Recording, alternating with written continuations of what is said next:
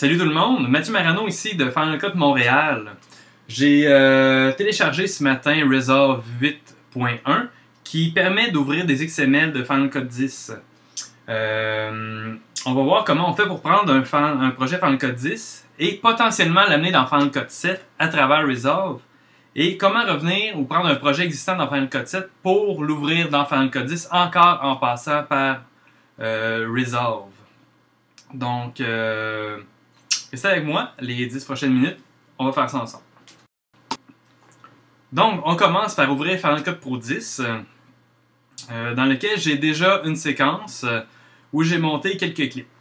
Pour les besoins du test, j'ai un premier clip qui est ralenti. Donc, je vais vous montrer le clip à 100%. C'est le clip comme il est normalement, mais moi je l'ai ralenti à 50%. Donc, il joue plus lentement, il est plus long. On va voir si ça va passer d'un logiciel à l'autre. J'ai un deuxième clip qui est connecté au premier. Un troisième clip qui fait un overlap avec le deuxième.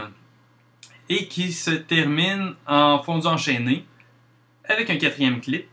Et puis un cinquième pour finir la séquence. Donc, on va voir comment le clip connecté et le crossfade vont passer. Donc, premièrement, on va dans les projets et on exporte un XML en faisant File Export XML de Final Cut 10. Il n'y a pas plus de settings que ça, c'est pas comme dans Final Cut 7. Donc on met un nom, on sauve et c'est fait. Voilà. Ensuite, on peut fermer Final Cut 10 et ouvrir DaVinci Resolve 8.1.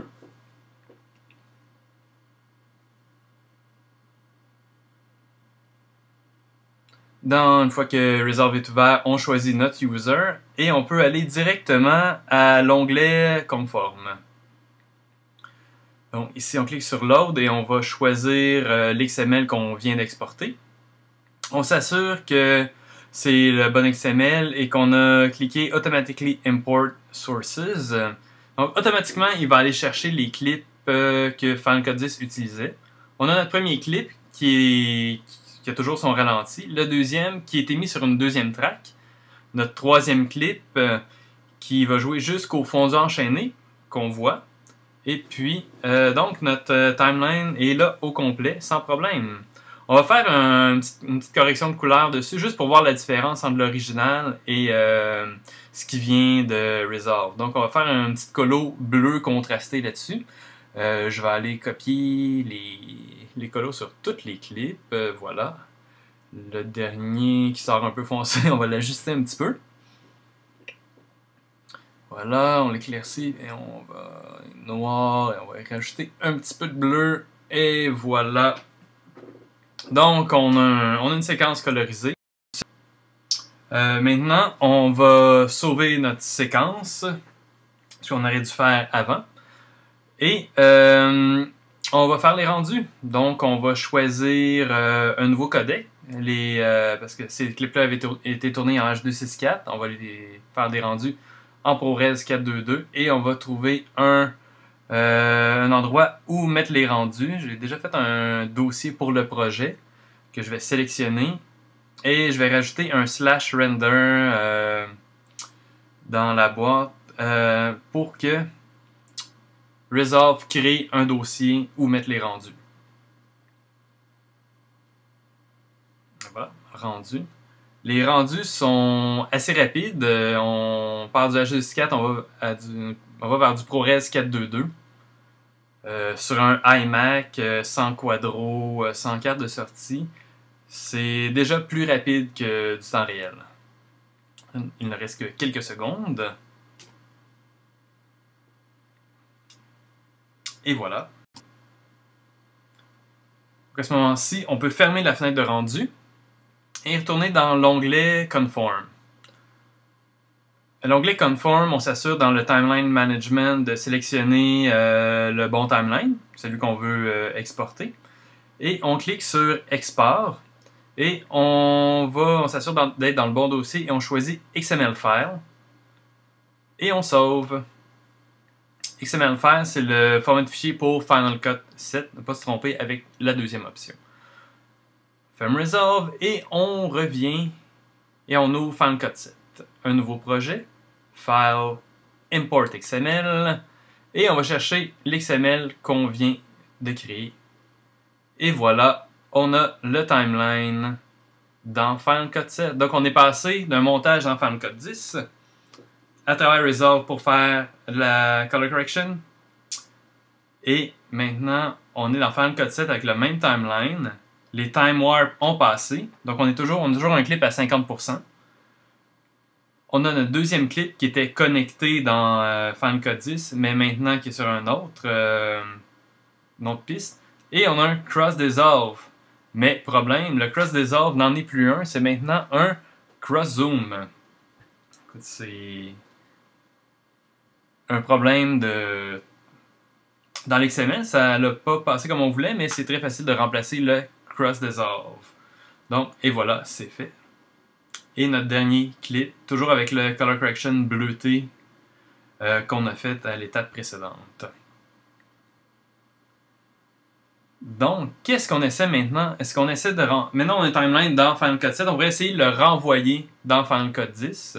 Donc, on va faire une copie, un duplicate de la séquence qu'on a présentement, qu'on va appeler Final Cut 7, FCP7, laquelle on va faire un nouvel XML. Donc, on right-click et export XML. On choisit la version 5 pour Resolve, c'est la version qui va accepter. Et on la nomme underscore V5. On sauve ça. Maintenant, on peut refermer Final Cut 7 et retourner dans Resolve. Dans Resolve, toujours à l'onglet Conforme, on clique Load et on choisit l'XML de Final Cut 7 avec les mêmes options.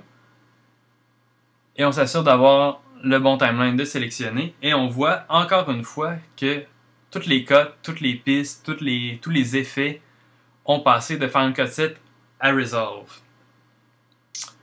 Donc, encore une fois, on va faire un nouveau grade dessus. Donc, on va l'amener plus jaune, plus chaud. Sur le premier clip, on va copier sur les autres clips. Jusqu'au dernier. On va sauver et on va revenir dans l'onglet la fenêtre de rendu, où on va lui donner un nouveau nom pour le dossier de rendu, qui s'appelle maintenant Final Cut Pro 7 underscore V5, et on lance les rendus. Vous remarquez que les rendus de ProRes à ProRes sont beaucoup plus rapides qu'en passant du H264 au ProRes, parce que le H264 est très demandant à la décompression pour les CPU. Mais n'ayant pas à décompresser le ProRes, ça va beaucoup plus rapidement. Et voilà, c'est terminé. Donc on peut fermer la fenêtre de rendu et aller à l'onglet Conforme et sauver notre projet. Sélectionner le bon timeline et faire un export. Et cette fois-ci, on choisit l'XML Final Cut Pro 10 XML. Et on sauve. Ici, le logiciel nous dit qu'il va falloir qu'il remplace la transition qui s'appelle Cross Dissolve par la transition qui s'appelle Cross Dissolve en minuscule. Oui, certainement. Et il nous avertit, tout est bien, on ferme ça. Et on peut fermer Resolve et ouvrir Final Cut 10.